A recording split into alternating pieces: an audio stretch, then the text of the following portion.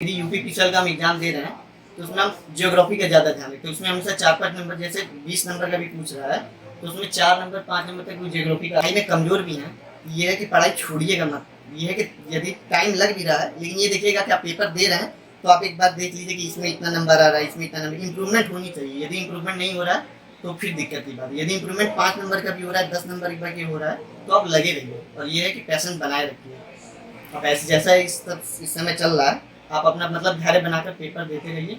और दूसरी बातों की चिंता नोट्स में लिखता था, तो पेपर देने जाने से पहले 1 हफ्ता पहले, आप पूरा नोट्स तो रिवीजन नहीं कर पाएंगे तो शॉर्ट नोट्स को ही देखता था और प्रैक्टिस पेपर देने से पहले। तो किस सब्जेक्ट से स्टार्ट करना चाहिए नॉन टेक्निकल? तो बेसिक क्लियर है। अब हम नॉन टेक्निकल पार्ट में आते हैं। बहुत बच्चों का कंफ्यूजन है, तो थोड़ा डिटेल समझाना चाहेंगे नॉन टेक्निकल कहाँ से शुरू करना चाहिए या कैसे तैयारी करनी चाहिए? जी,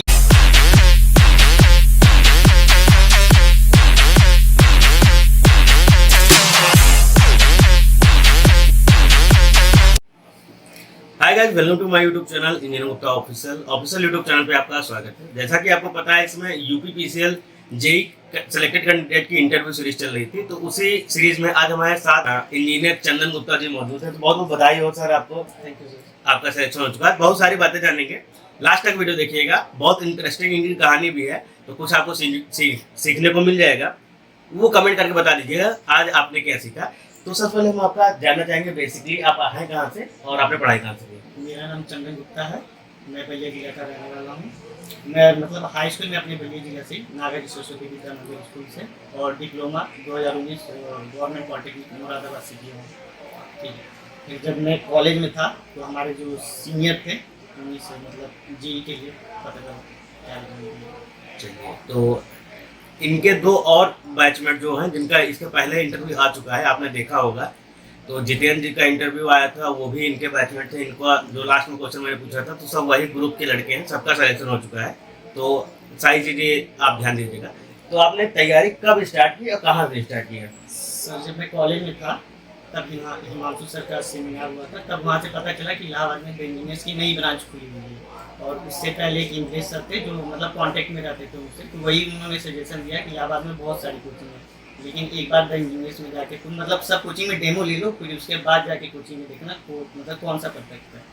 तो मैं द इंजीनियर्स में आया, फिर मतलब अदर भी कोचिंग में गया, तो उसके बाद मुझे द इंजीनियर्स काफ़ी अच्छा लगा, क्योंकि मतलब जीरो बेस्ड नॉलेज से कॉलेज से आए थे, तो मतलब समझ में आने लगा क्या पढ़ना है क्या नहीं पढ़ना है। तो द इंजीनियर्स स्कूल में चुना, वहाँ पे हिमांशु सर है, अनुराग सर, मतलब काफ़ी अच्छे से मतलब जीरो बेस से लेके एकदम पूरा तक पहुँचाते हैं। तो इलेक्ट्रिकल की इंजीनियर कोई लड़का तैयारी कर रहा है, तो किस सब्जेक्ट से स्टार्ट करनी चाहिए तैयारी? स्टार्टिंग तो वो बीडब्ल्यू से ही करे, जो मतलब बेस यदि मतलब सही है तो उसके बाद आप क्या कर सकते हैं, कोई अदर भी सब्जेक्ट अपने से पढ़ना हो या वो तो मतलब कर सकते हैं। और यहाँ पर वैसे बीडब्ल्यू हो गया, मशीन हो गया, इलेक्ट्रॉनिक्स, यूडब्ल्यूटी, ये सब पहले कंप्लीट करके आगे फिर सब्जेक्ट पर ध्यान देना चाहिए। उसके तो इम्पोर्टेंट अगर सब्जेक्ट देखा जाए एग्जाम के पर्पज से, तो कौन से ज़्यादा अभी इम्पोर्टेंट? जो करंट एग्जाम में चल रहे हैं उसके हिसाब से तो सब अब मतलब जैसे जो नंबर पे डिवीजन है सब बराबर चल रहे हैं। जैसे मशीन का मतलब वो सही होता है, पहले बीडब्ल्यू आता था, अब नहीं आता है। अभी सब उसकी जगह पे PLC, SCADA, digital electronics, MATLAB, ये सब आने लगे हैं। और ये सब पढ़ने मतलब अब अदर कोचिंग में उतना नहीं पढ़ाया जा रहा है, जो ये नए नए सब्जेक्ट आ रहे हैं। तो जो मतलब जब मैं इंजीनियर्स में आया तो ऑनलाइन कोचिंग यहाँ पे बहुत अच्छी थी, क्योंकि हम लोग का बैच लगभग वो ऑनलाइन पे आ गया था। तो वहाँ पर टीचर जितने भी सारे नए एग्जाम मतलब क्वेश्चन आ रहे थे तो वो ऑनलाइन प्रोवाइड कराया जा रहा था। तो जब हम क्लास करते हैं तो उस समय नोट्स बनाते समय किस बात का ज़्यादा ध्यान रखना चाहिए? सब नोट्स बनाते समय मतलब जो वो बोलते थे हम लोग वही लिखते थे, एक्स्ट्रा कुछ अपने से नहीं डालते थे। यदि कुछ पूछना भी होता था तो हम लोग उन लोग से पर्सनल जाके मतलब क्लास एंडिंग हुआ, 10 मिनट का टाइम हुआ, आपको जो पूछना है या जो नोट्स में कुछ भी मतलब गड़बड़ लग रहा हो तो आप जाके उनसे पूछ लेते थे, तो वो सही से मतलब पूरा बता देते थे। वो फिर उसको बाद में आए शाम के टाइम में, फिर खाना वाना बनाया, फिर उसके बाद मतलब सोने होने से पहले मतलब ज़्यादा नहीं टाइम, जो पढ़ाए हैं वो उसमें से 10-15 मिनट रोज रिवीजन। यदि जिस दिन नहीं भी हो पाता था तो हम लोग जिस दिन छुट्टी होती थी उस दिन हम लोग वो क्या कहते हैं उसको मैनेज करते थे।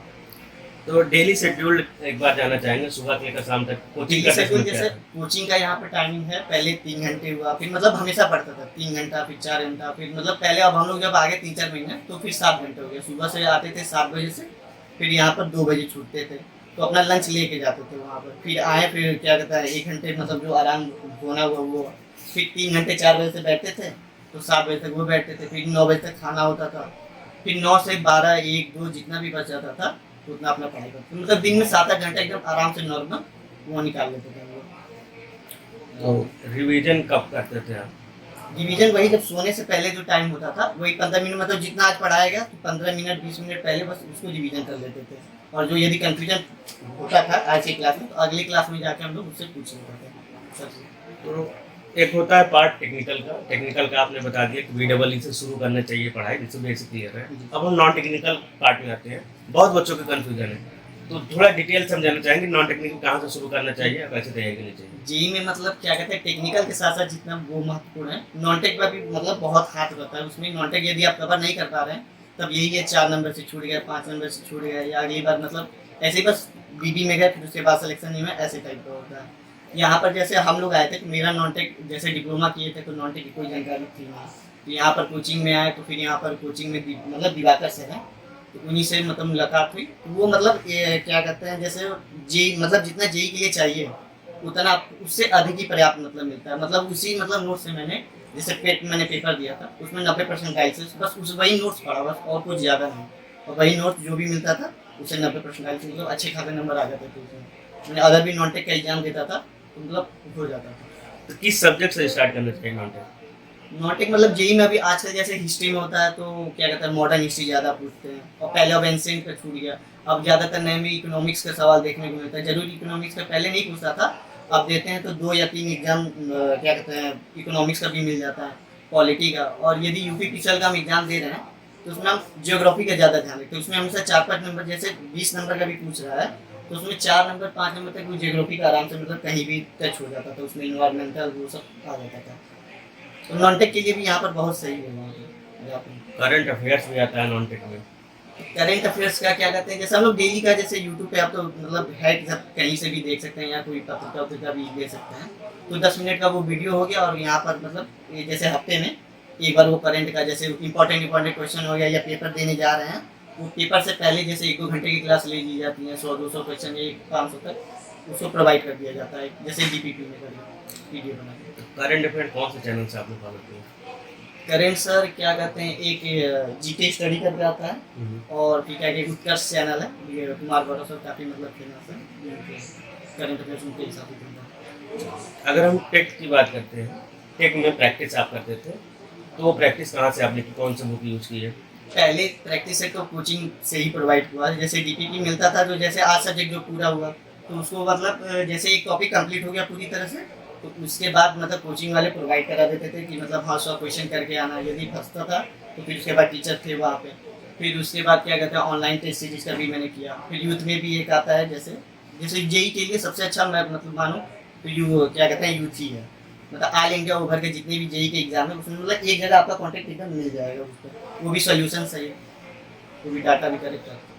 तो यानी कि DPP भी लगाएं, DPP के बाद जब DPP कंप्लीट हो जाए तो आप यूथ लगा दें, दो चीज़ें आप सजेस्ट करना। पहले मैंने DPP यूज किया फिर उसके बाद जैसे फिर उसके बाद लग गया कि हाँ मतलब थोड़ा मतलब पढ़ाई कंप्लीट हो रही है, कॉन्फिडेंस आ हाँ, तो गया। फिर उसके बाद जैसे टेस्ट देते रहे तो उसके बाद मतलब यूथ जो आगे बहुत पहले लगाने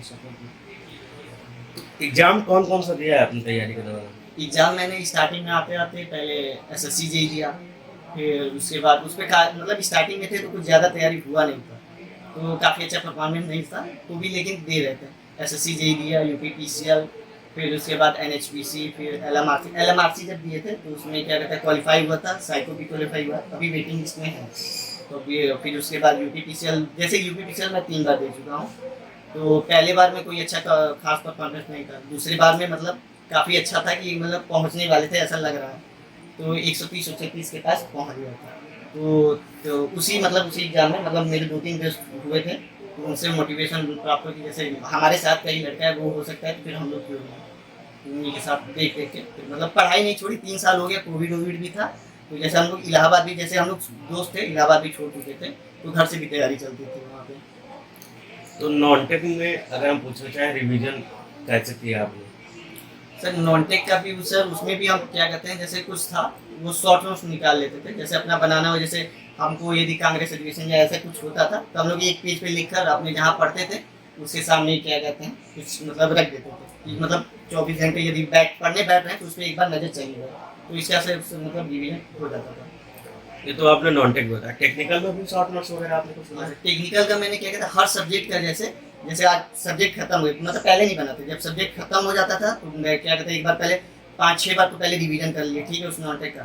फिर रिवीजन करने के बाद पता चलता था कि क्या छूट रहा है, क्या मतलब कठिन है ज़्यादा, तो वो नहीं, जो आता था वो नहीं लिखते थे शॉर्ट नोट्स में। एक तो करंट एग्जाम का भी ध्यान देते थे, और जो नहीं आता था उसी को क्या कहते हैं शॉर्ट नोट्स में लिख देते, क्योंकि एक बार जो याद हो गया वो मतलब याद ही रहेगा, और जो बार बार भूल जा रहा था वो मैं शॉर्ट नोट्स में लिखता था। तो पेपर देने जाने से पहले एक हफ्ता पहले, अब पूरा नोट्स तो रिवीजन नहीं कर पाएंगे तो शॉर्ट नोट्स को ही देखता था, और प्रैक्टिस पेपर देने से पहले।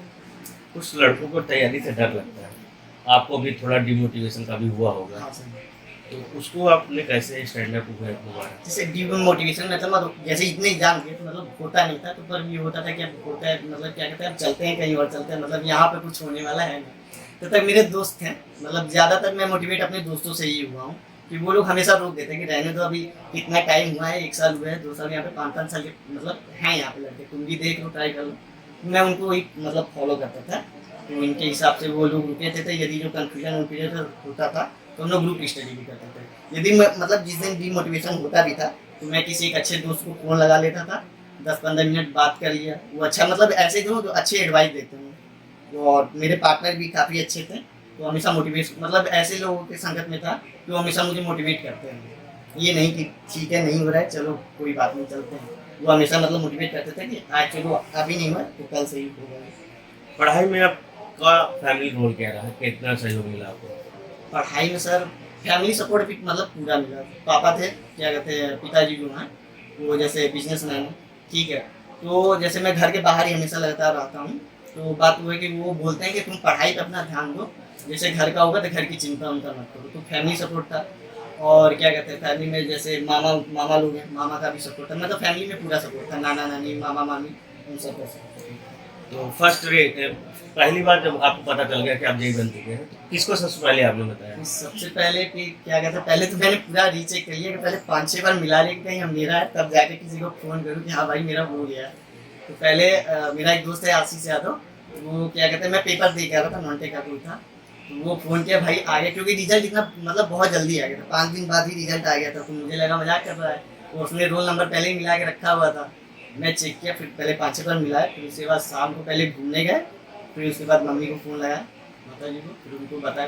बात ये थी कि मैंने पहले बताया नहीं था कि मैं पेपर दे भी चुका हूँ, ऐसे बस मैं पेपर दिया था। फिर घर वालों को बताया, घर वाले बहुत ज़्यादा खुश हुए, क्योंकि मेरे घर में सबसे ज़्यादा लोग बिजनेसमैन थे, नौकरी करने में अभी कोई नहीं है, यही होगा कि मैं आगे करूँगा नौकरी में, ये तो सब बिजनेसमैन वाले। तो अब जो जूनियर्स हैं आपके, जो इसमें देख रहे हैं, उन्हें क्या कहना चाहिए, किस प्रकार की तैयारी, धैर्य क्या रखना चाहिए, क्या करना चाहिए? मतलब यदि आप पढ़ाई में कमज़ोर भी हैं, ये है कि पढ़ाई छोड़िएगा मत। ये है कि यदि टाइम लग भी रहा है, लेकिन ये देखिएगा कि आप पेपर दे रहे हैं, तो आप एक बार देख लीजिए कि इसमें इतना नंबर आ रहा है, इसमें इतना नंबर, इम्प्रूवमेंट होनी चाहिए। यदि इम्प्रूवमेंट नहीं हो रहा है तो फिर दिक्कत की बात है। यदि इम्प्रूवमेंट 5 नंबर का भी हो रहा है, 10 नंबर का भी हो रहा है, तो आप लगे रहिए, और ये है कि पैशन बनाए रखिए।